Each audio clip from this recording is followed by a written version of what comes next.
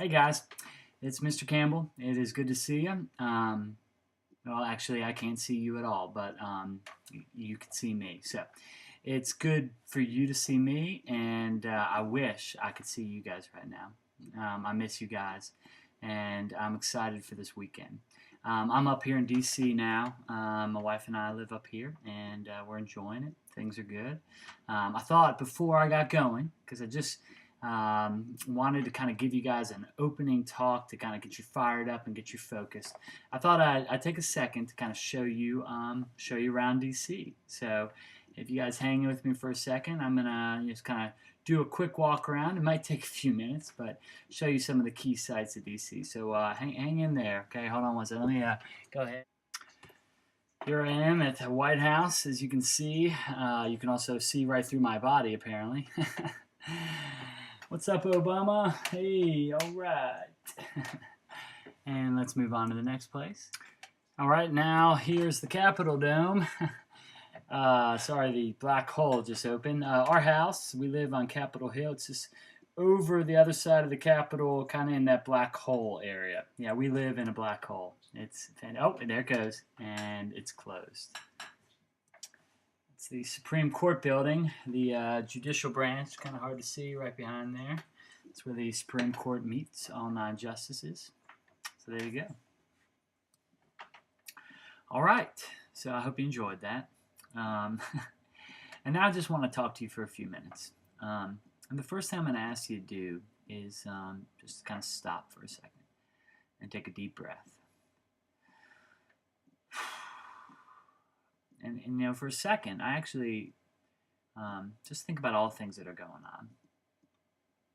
Family, boyfriend, girlfriends, sports, school. You know, a lot of you guys might be coming in with a lot of baggage, a lot going on in your life.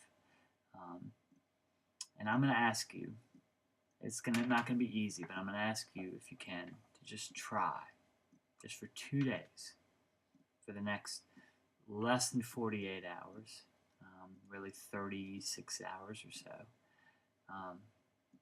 to let it go and be. Just be.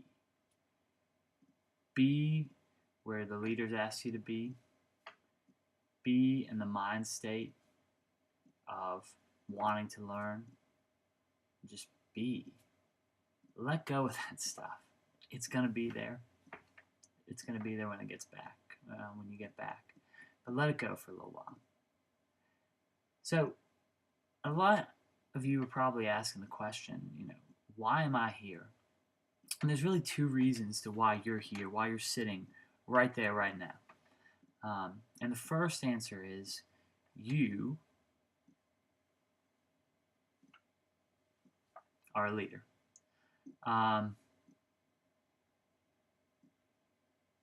Just think about that. You're a leader.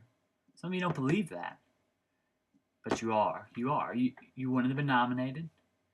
You wouldn't have applied. You wouldn't have been accepted if someone didn't see something in you. And the second reason why you're here is because you have people around you right now, and you have people in the community, and you have people in the school, and people in your family who are committed to making you an even better leader and for helping you understand your own leadership characteristics. This weekend's theme is the best example of a leader are those who lead by example. When it comes to leadership, you don't do an example. You are an example. You are a leader. And leadership is far less about your actions than it is about your character. Something inside of you, something inside of who you are, the way that you treat other people, the way you respond, has told someone that you are a leader. So who are you? You're a leader. And know that this retreat is put together by a group of people who are committed to deepening your understanding of yourself and your own leadership ability. And so take every opportunity this weekend to step back and to think, what is this teaching me about myself? There's going to be a lot of fun stuff. There's going to be a lot of things that you're going to love and you're going to enjoy, and then you're going to just want to get caught up in the moment. And it's going to be easy to miss that everything that's being done is purposeful to teach you something about leadership and to teach you something about who you are. So think, every chance you get, about the people you lead, the people you influence, and the way you lead. And the second thing I'm going to ask you to do, and this may be a little scary for a few of you, is I'm going to ask you to be led. Allow yourself to be led by others. That might mean being led by the people you serve. It might mean being led by the people in your group, by your student leadership team member, by one of the teachers. But let yourself be led. And at least one thing this weekend, every single one of you, let yourself be led. And as you are led, sit back and critically think about leadership. Think about the characteristics that the person who's leading you is demonstrating. What is it that you respect about their leadership? Because the reality is although you're a leader, you have a lot of room to grow. I have a lot of room to grow. We all do. So, be a leader. Be yourself. But also be crazy. There's a poem that came off of a commercial, which is kind of sad.